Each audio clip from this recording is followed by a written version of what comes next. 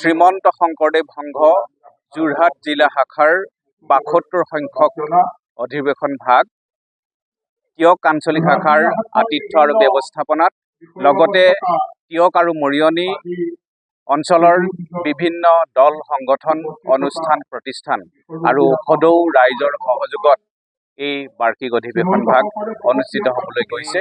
যোৰহাট জিলা শাখাই কৰ্ম আঁচনি আৰু দিনপঞ্জী প্ৰস্তুত কৰিছে। এই দিনপঞ্জীত এই বাৰ্ষিক অধিৱেশনৰ দিন ঠিক কৰিছে। ইতিমধ্যে ২০২৭ চনৰ জানুৱাৰী মাহৰ ২৯, ৩০, ৩১ এই ৩-দিনীয়া কাৰ্যসূচীৰে এই বাৰ্ষিক অধিৱেশন ভাগ অনুষ্ঠিত হ'বলৈ গৈছে।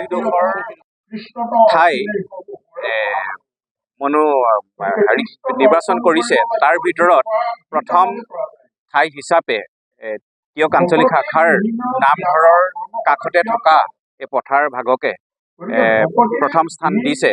আমি আশা কৰিছোঁ জিলা শাখায়ো এইটো ক্ষেত্ৰত প্ৰথম স্থান হিচাপে টিয়ক আঞ্চলিক শাখাৰ নামঘৰৰ পথাৰতে যে অনুষ্ঠান ভাগ হ'বলৈ আমাক অনুমোদন আগবঢ়াব। কৃষ্ণ। যোৰহাট জিলাত আমাৰ ১৬খন আঞ্চলিক শাখা আছে। তাৰে এক অন্যতম শাখা টিয়ক আঞ্চলিক শাখা। ৩-দিনীয়া কাৰ্যসূচীত আমাৰ বৰ্ণাঢ্য কাৰ্যসূচী থাকিব। বিভিন্ন আমাৰ সাহিত্য সংস্কৃতিৰ বিষয়ক বিভিন্ন ধৰণৰ কাৰ্যসূচী থাকিব। বিশেষকৈ আমাৰ মহাপুৰুষ গুৰুজনাৰ অংকীয়া নাট আমাৰ তিনিওটা দিনতে আমাৰ এই অংকীয়া নাট প্ৰদৰ্শন হ'ব। আৰু বিশেষকৈ আমাৰ সাহিত্য সংস্কৃতিৰ কাৰ্যসূচী থাকিব। বিভিন্ন ধৰণৰ আমাৰ গুৰুজনাৰ সৃষ্ট গীত বাদ্য এইবিলাক প্ৰদৰ্শন হ'ব।